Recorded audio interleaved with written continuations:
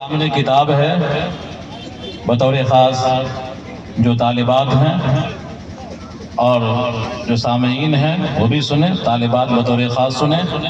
آپ کے سامنے جو کتاب ہے جس کا افتتاح ہونا ہے اس کتاب کا نام بخاری شریف ہے، لیکن پورا نام صرف بخاری شریف نہیں ہے بلکہ پورا نام الجامع المسند الصحیح المختصر من امور رسول اللہ صلی اللہ علیہ وسلم وسننہ وایامہ۔ کتاب کا پورا نام الجامع المسند الصحیح المختصر من امور رسول اللہ صلی اللہ علیہ وسلم وسننہ وایامہ۔ اتنا بڑا نام ہے لیکن مختصراً اس کو بخاری شریف کہتے ہیں۔ کتاب کے نام میں کئی الفاظ آئے ہیں، سب کی اپنی اپنی معنویت ہے۔ ہم سمجھیں گے الجامع المسند الصحیح المختصر امور سنن اور ایام کا مطلب کیا ہوا، پھر ہم کو آخر میں پتہ چل جائے گا کہ اس کتاب کا اتنا بڑا نام کیوں رکھا گیا۔ جامع کا مطلب ہوتا ہے حدیث کی وہ کتاب جس میں احکام، مناقب، سیر، آداب، تفسیر، فتن، زہد، عقائد وغیرہ کے موضوع پر احادیث جمع کی گئی ہوں، ایسے مجموعے کو جامع کہا جاتا ہے۔ الصحیح اصول حدیث کے اعتبار سے وہ صحیح احادیث جن کے لیے 5 شرطوں کا پایا جانا ضروری ہے۔ نمبر 1 سند کا اتصال، نمبر 2 راوی کا عادل ہونا، نمبر 3 ضبط راوی، نمبر 4 عدم شذوذ اور نمبر 5 عدم علت وغیرہ۔ المسند کا مطلب ہے وہ مرفوع حدیث جس کی سند متصل ہو، خواہ وہ قولی ہو یا فعلی ہو۔ المختصر کا مطلب امام بخاری نے 6 لاکھ احادیث میں سے امام بخاری نے 6 لاکھ احادیث میں سے مکررات اور معلقات کو شامل کریں گے تو 9079 اور معلقات کو چھوڑ دیں گے تو 7397 اور معلقات اور مکررات دونوں کو چھاڑ دیں گے تو صرف 4000 احادیث کا انتخاب کیا ہے۔ اسی وجہ سے اس کو المختصر کہا گیا ہے۔ کہاں 6 لاکھ احادیث، ان تمام میں سے چھانٹ کر کے منتخب کیا ہے تو وہ کتنا ہے 7397 احادیث، اس لیے اس کو مختصر بھی کہا گیا۔ امور کا مطلب ہے اقوال، افعال اور تقریرات۔ میں نے یہ نوٹس کی شکل میں لکھ دیے ہیں، طالبات کو فراہم کر دیے جائیں گے، وہ انشاءاللہ یاد کر لیں گی۔ اقوال، افعال اور تقریرات۔ سنن کا مطلب ہے رسول اللہ صلی اللہ علیہ وسلم کی طرف سے جاری ہونے والے فقہی احکام۔ ایام کا مطلب ہے رسول اللہ صلی اللہ علیہ وسلم کے شب و روز کے حالات، حادثات، واقعات، جہاد اور غزوات وغیرہ۔ جب اتنی باتیں آپ نے سن لی، الجامع کا مطلب معلوم ہوا، المسند کا مطلب معلوم ہوا، الصحیح، المختصر، امور، سنن اور ایام کا مطلب جب معلوم ہو گیا تو اب یہ سمجھیے کہ گویا کہ یہ کتاب دین کے تمام موضوعات کا احاطہ کرتی ہے۔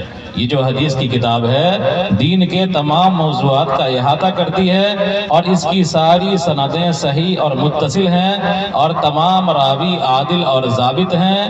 6 لاکھ احادیث سے یہ منتخب شدہ ہے۔ اس میں رسول اللہ صلی اللہ علیہ وسلم کے اقوال، افعال، تقریرات اور آپ کی طرف سے جاری ہونے والے فقہی احکام اور نبی کریم صلی اللہ علیہ وسلم کے شب و روز کی حالات و واقعات، جہاد و غزوات وغیرہ کے مضامین پر مشتمل احادیث موجود ہیں۔ تو اب سمجھ میں آ گیا کہ اتنا بڑا نام الجامع المسند الصحیح المختصر من امور رسول اللہ صلی اللہ علیہ وسلم وسننہ وایامہ، اتنا بڑا نام کیوں رکھا ہے امام بخاری نے اس کتاب کا۔ کتاب کے بارے میں آپ نے سن لیا، اب ہم سنیں گے اس کتاب کے مصنف کے بارے میں ان کی کچھ معلومات، اور ہم تمام کے لیے یہ معلومات نہیں ہوں گی، اس لیے کہ ہم میں سے پورا مجمع بخاری شریف کو پہلی بار دیکھ رہا ہوگا، طالب علم اور علماء کے علاوہ جتنے لوگ یہاں پر ہیں سارے لوگ بخاری شریف کو پہلی مرتبہ دیکھ رہے ہوں گے اور پہلی مرتبہ اس کے متعلق سن رہے ہوں گے، تو میں مناسب سمجھتا ہوں کہ ان کے حالات زندگی کچھ مختصراً بیان کر دیا جائے، جس کو میں نے نوٹس کی شکل میں لکھ دیا ہے، طالبات کو دے دیے جائیں گے۔ امام بخاری کے حالات زندگی۔ اسلام کے مذہب اور اخلاقیات کے دو اہم ماخذ قرآن اور احادیث ہیں۔ قرآن ایک وسیع اخلاقی اور مذہبی ڈھانچہ فراہم کرتا ہے اور حدیث مسلمانوں کو سکھاتی ہے کہ قرآن کے اصول اور ضوابط پر کس طرح روزمرہ کی زندگی میں عمل کیا جائے۔ اس طرح ہم سمجھ سکتے ہیں کہ احادیث اور ان کا صحیح ہونا مذہب اسلام میں کتنی اہمیت رکھتا ہے۔ اس کتاب کے مصنف امام بخاری ہیں، جن کا پورا نام محمد ابن اسماعیل البخاری ہے۔ مسلمانوں کے نزدیک ان کا مقام احادیث کی سب سے مستند کتاب کے مجموعے کی وجہ سے ہے، یعنی حدیث کی جتنی کتابیں ہیں سب سے مستند اور صحیح مجموعہ یہ بخاری شریف ہے۔ ان کی پیدائش، جس میں 7,000 سے زائد احادیث ہیں، ان کی پیدائش 13 شوال 194 ہجری بمطابق 20 جولائی 810 عیسوی کو بخارا میں ہوئی۔ بخارا اس زمانے کا شہر تھا، آج بھی یہ شہر ہے، لیکن آج یہ ازبکستان کے حصے میں ہے۔ بچپن میں یتیم ہو گئے تھے، پڑھنے لکھنے کا شوق تھا، حفظ قرآن مکمل کیا اور 10 سال کی عمر میں حفظ حدیث شروع کر دیا تھا۔ قرآن بھی حفظ کیا اور احادیث بھی حفظ کرنا شروع کر دیا۔ حیران کن طور پر اپنی پوری زندگی پیغمبر اسلام صلی اللہ علیہ وسلم کے نام پر وقف کرنے والے اس انسان کی کہانی عرب کے صحرا میں نہیں بلکہ اس کی شروعات وسط ایشیا کے میدانی علاقوں میں ہوتی ہے، جو اسلام اور پیغمبر اسلام کی سرحدوں اور نسلوں کی قید سے آزاد عالمگیریت کی شان ہے کہ عرب میں اسلام کے مقدس مقامات سے ہزاروں میل دور، عرب سے ہزاروں میل دور ہے ازبکستان، کہ عرب میں اسلام کے مقدس مقامات سے ہزاروں میل دور پیدا ہونے والے عالموں، محدثوں، فقیہوں اور فلسفیوں نے اسلامی علوم اور فنون کو پروان چڑھایا۔ بخارا اور سمرقند یہ دونوں جرواں شہر عالمی تجارت کا مرکز تھے اس وقت، اور شاہراہ ریشم ایک ہوا کرتا تھا، اس کا اہم مرکز تھا وہ علاقہ، اور تہذیب و تمدن کا وہ گہوارہ تھا۔ بخارا شہر میں جس طرح ایک بڑے محدث امیر المومنین فی الحدیث امام بخاری پیدا ہوئے، اسی طرح بخارا میں بابا طب، جن کو دنیا ابن سینا کے نام سے جانتی ہے، وہ بھی وہیں پیدا ہوئے۔ امام بخاری کا خاندان صرف 2 نسل پہلے اسلام قبول کیا تھا، یعنی ان کے ابا، ان کے دادا نے اسلام قبول کیا تھا یا پردادا نے اسلام قبول کیا تھا۔ بچپن میں والد کے انتقال کے بعد ان کو اور ان کے خاندانوں کو آزمائش سے دوچار ہونا پڑا اور زندگی گزارنا ان کے لیے آسان نہیں تھا، لہذا انہوں نے اپنی تعلیم کے ہر شعبے میں بہترین مقام حاصل کرنے کی جستجو کی۔ ان کے تعلیمی عروج کا زمانہ اس طرح شروع ہوتا ہے کہ 16 سال کی عمر میں وہ حج کے لیے تشریف لے گئے، اور اس سفر نے اس نوجوان طالب علم کے اندر تجسس کا ایسا دیا جلایا، تحقیق کا ایسا مادہ پیدا کیا جو انہیں ایسے سفر پر لے گیا جو 16 برس سے زائد عرصے تک جاری رہا۔ دوران سفر وہ قاہرہ کے بازاروں، دمشق اور بغداد کے قدیم شہروں اور ان مقامات پر پہنچے جہاں 150 برس پہلے صحابہ کرام نے بھی تبلیغ کی تھی۔ دنیا میں مقام کے متلاشی نوجوان کے لیے امام بخاری کی زندگی میں ایک بہترین اسوہ ہے۔ امام بخاری نے اپنے لیے جو مشن طے کیا تھا وہ پہاڑ جیسا تھا۔ احادیث کی تصدیق کے لیے اسلامی دنیا کے دور دراز علاقوں تک پہنچے 1000 سے زائد اساتذہ، امام بخاری کے اساتذہ کی تعداد 1000 سے زائد اساتذہ اور شیوخ سے انہوں نے استفادہ کیا۔ اس دوران انہیں 6 لاکھ سے زائد احادیث کا علم ہوا، لیکن اپنی دانشورانہ محنت اور سخت معیار کی وجہ سے انہوں نے اپنی کتاب صحیح بخاری میں 7275 یا 7397 احادیث کا ہی انتخاب کیا، جن کے بارے میں یعنی اس کتاب میں جو 7397 احادیث ہیں ان کے بارے میں آپ یقین کے ساتھ کہہ سکتے ہیں کہ ان احادیث کے جو الفاظ ہیں وہ جناب نبی کریم صلی اللہ علیہ وسلم کے الفاظ ہیں۔ اس لیے بخاری کو الذی اصح الکتاب بعد کتاب اللہ کہا جاتا ہے کہ قرآن کریم کے بعد سب سے زیادہ صحیح کتاب اگر روئے زمین پر ہے تو وہ بخاری ہے۔ ان کا انتقال 1 شوال 256 ہجری بمطابق 1 ستمبر 870 عیسوی کو ہوا تھا، اور سمرقند کے علاقے میں، بردنگ کے علاقے میں وہ دفن ہوئے تھے۔ اب ہمارے استاد شیخ نصیر احمد خان صاحب رحمۃ اللہ علیہ، ان سے ہم نے بخاری پڑھی تھی۔ وہ جب بخاری کا پہلا درس دیا کرتے تھے تو سند بھی بیان کرتے تھے اور سند کو 3 مرحلوں میں بیان کرتے تھے۔ ہم مناسب سمجھتے ہیں کہ ہم بھی ان کی تقلید کرتے ہوئے، ان کی اتباع کرتے ہوئے آپ کے سامنے سند بھی ذکر کر دیا جائے، تاکہ آپ کو یقین ہو جائے۔ یقین تو ہے ہی ہر مسلمان کو، لیکن آپ اپنے کانوں سے سن لیں کہ ہمارے سامنے جو کتاب بخاری شریف کھول کے سامنے پڑھا رہا ہے، اس نے کس سے پڑھا ہے، اس نے کس سے پڑھا ہے، اس نے کس سے پڑھا ہے، اس نے کس سے پڑھا ہے۔ اس طرح حدیث جناب نبی کریم صلی اللہ علیہ وسلم تک پہنچ جائے گی۔ اس سلسلے کو سند کہا جاتا ہے، جس کو آپ اپنے لفظ میں کرسی نامہ کہہ سکتے ہیں، جو آپ بناتے ہیں کرسی نامہ شجرہ جس کو کہتے ہیں، تو آپ کہہ سکتے ہیں اپنے لفظ میں، لیکن حدیث کی اصطلاح میں اس کو سند کہا جاتا ہے کہ پڑھانے والے سے لے کر جناب نبی کریم صلی اللہ علیہ وسلم تک یہ سلسلہ پہنچتا ہے۔ یہ حدیث کی کتاب بخاری شریف ہم نے 3 استاد سے پڑھی ہے۔ ہمارے جلد اول کے استاد شیخ نصیر احمد خان صاحب ہیں، اور وہ کچھ دنوں کے لیے بیمار ہو گئے تھے، تو ان کے بیماری کے عالم میں شیخ مفتی سعید صاحب پالنپوری رحمۃ اللہ علیہ نے حدیث کے کچھ اسباق پڑھائے تھے۔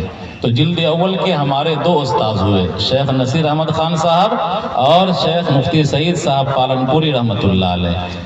اور جلد ثانی 2 حصوں میں ہے، 2 والم میں ہے۔ جلد ثانی کے استاد شیخ عبدالحق اعظمی رحمۃ اللہ علیہ، تینوں رحمۃ اللہ علیہ ہو چکے ہیں، انتقال ہو چکے ہیں۔ تو جلد اول ہم نے شیخ نصیر احمد خان صاحب سے اور مفتی سعید صاحب پالنپوری رحمۃ اللہ علیہ سے پڑھا، اور جلد ثانی شیخ عبدالحق صاحب اعظمی رحمۃ اللہ علیہ سے پڑھا۔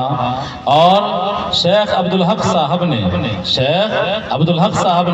اور شیخ نصیر احمد خان صاحب نے، ان دونوں نے بخاری شریف شیخ الاسلام مولانا حسین احمد مدنی رحمۃ اللہ علیہ سے پڑھی تھی، اور مفتی سعید صاحب پالنپوری نے بخاری شریف حضرت فخر الدین علیہ الرحمہ سے پڑھی تھی۔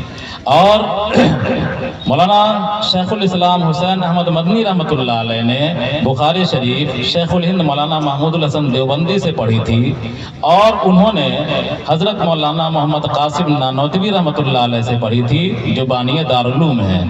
اور انہوں نے مولانا قاسم نانوتوی نے شیخ عبدالغنی المجددی رحمۃ اللہ علیہ سے بخاری شریف کا علم حاصل کیا تھا، اور انہوں نے یعنی شیخ عبدالغنی المجددی نے شاہ اسحاق دہلوی رحمۃ اللہ علیہ سے بخاری شریف پڑھا، اور انہوں نے شاہ عبدالعزیز محدث دہلوی رحمۃ اللہ علیہ سے، اور انہوں نے شاہ ولی اللہ محدث دہلوی رحمۃ اللہ علیہ سے۔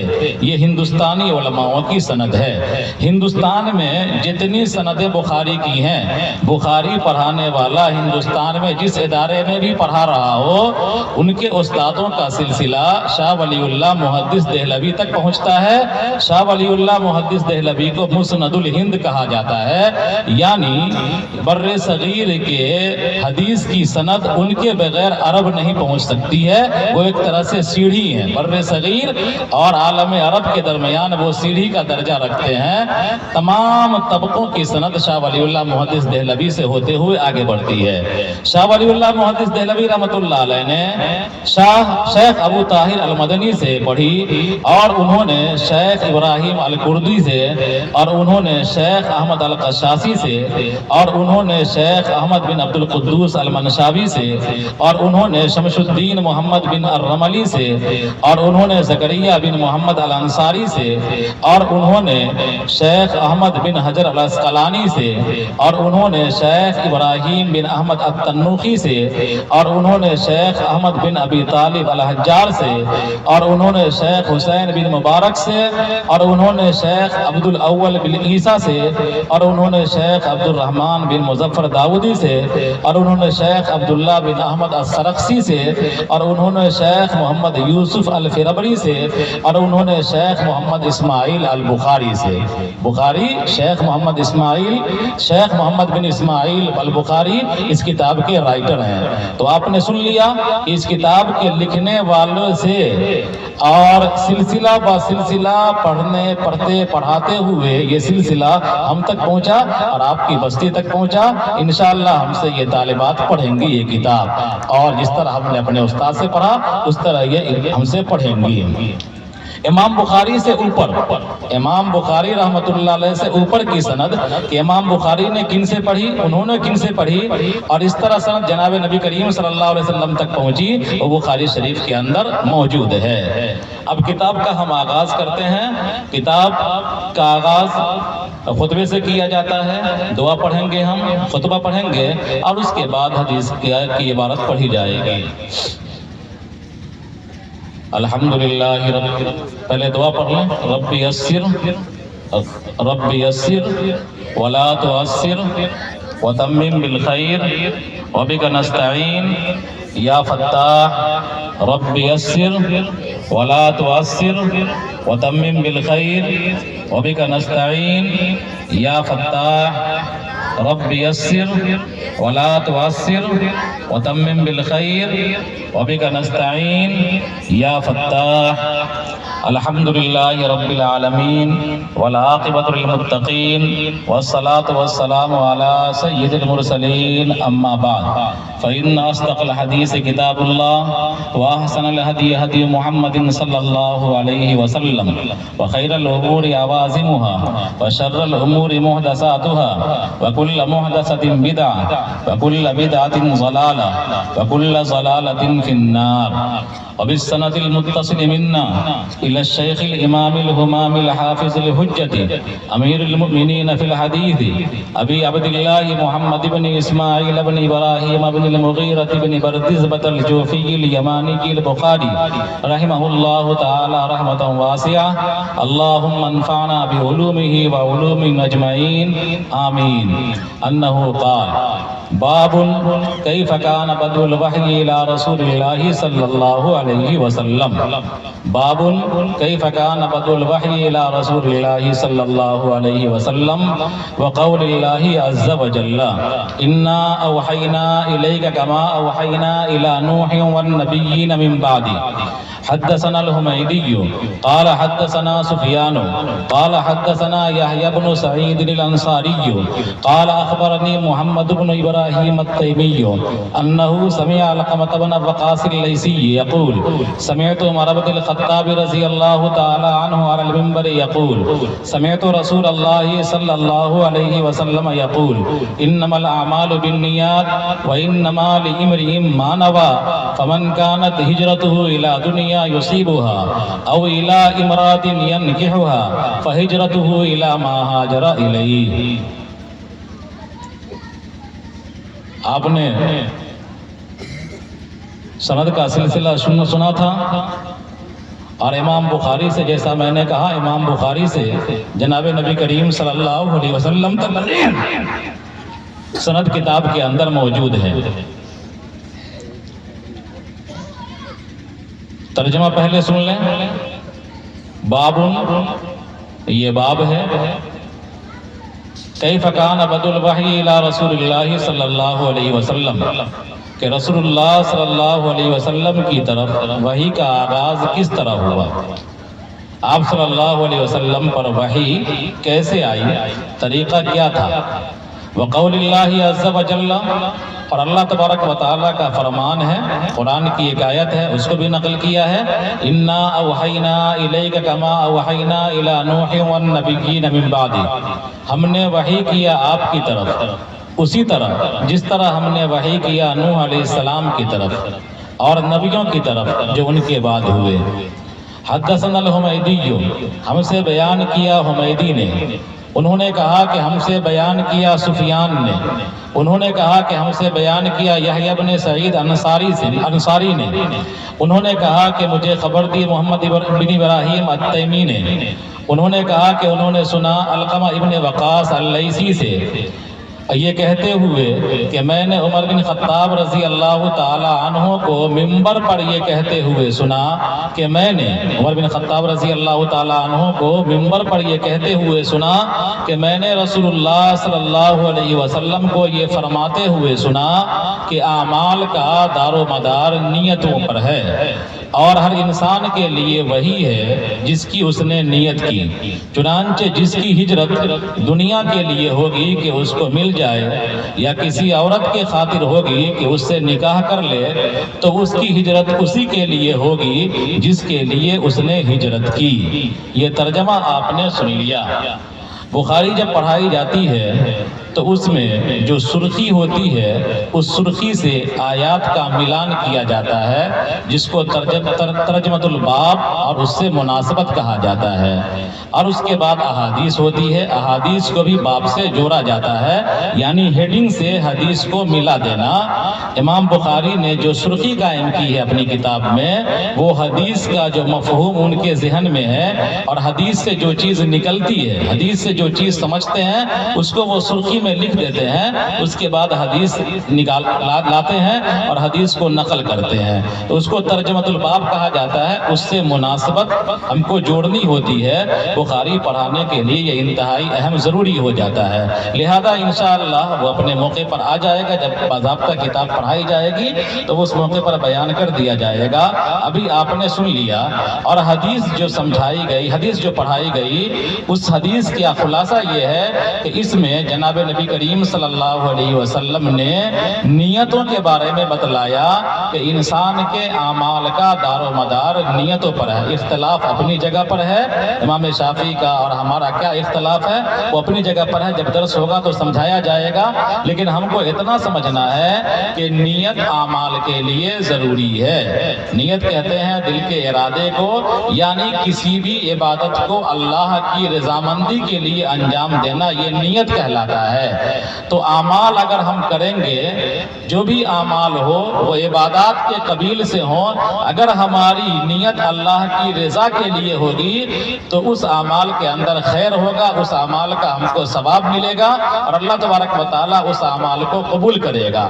اگر ہم عمل کرتے ہیں اور ہماری نیت اس میں نہیں ہوگی اللہ کی رضامندی کی تو ہم کو اس پر ثواب نہیں ملے گا۔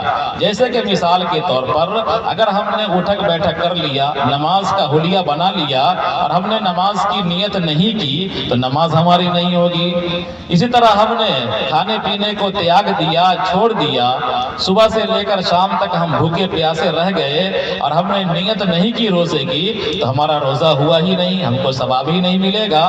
تو اعمال جو بھی اعمال دینیہ ہیں جن پر ثواب ملتا ہے، جن کو ہم عبادات کہتے ہیں، اس کے لیے نیت انتہائی ضروری ہے، بغیر نیت کے ہم کو ثواب نہیں ملے گا۔ حدیث قرآن کا ایک شان نزول ہوتا ہے اور حدیث کا ایک شان ورود ہوتا ہے۔ یہ حدیث اس پس منظر میں کہی گئی تھی کہ جناب نبی کریم صلی اللہ علیہ وسلم پر ہجرت فرض ہو گیا تھا اور صحابہ کرام پر بھی اس زمانے میں ہجرت فرض ہو گئی تھی، جیسا کہ آپ حضرات واقف ہیں، مسلمان ہیں، پڑھے لکھے ہیں، جانتے ہیں کہ نبی کریم صلی اللہ علیہ وسلم نے اور صحابہ کرام نے مکہ کو چھوڑ کر مدینہ میں سکونت اختیار کیا تھا، جس کو ہجرت کہتے ہیں۔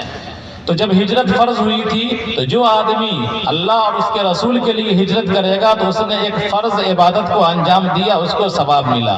اس زمانے میں ایک آدمی تھے جنہوں نے دیگر صحابہ کرام کی طرح ہجرت کیا تھا، لیکن اس کے ہجرت کے پیچھے ایک خاتون کا پیغام نکاح تھا کہ اس نے ایک خاتون کو پیغام نکاح دیا۔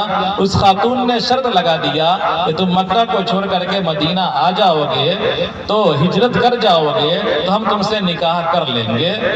تو اس نے اس خاتون کے اس پیغام کو قبول کرتے ہوئے گھر بار چھوڑ کر مدینہ کی ہجرت کیا تھا، اس کو مہاجر ام قیس کہا جاتا ہے۔ جب نبی کریم صلی اللہ علیہ وسلم کو اس کا پتہ چلا کہ ہمارے تمام صحابہ تو اللہ اور اس کے رسول کے لیے ہجرت کر رہے ہیں، دین کے لیے ہجرت کر رہے ہیں، لیکن یہ شخص ایک عورت سے نکاح کے لیے ہجرت کیا ہے، تو اس موقع پر آپ صلی اللہ علیہ وسلم نے اس حدیث کو ارشاد فرمایا تھا کہ انسان جس نیت سے جو کام کرتا ہے اس کا کام اسی نیت پر محمول ہوگا، اسی کے لیے سمجھا جائے گا۔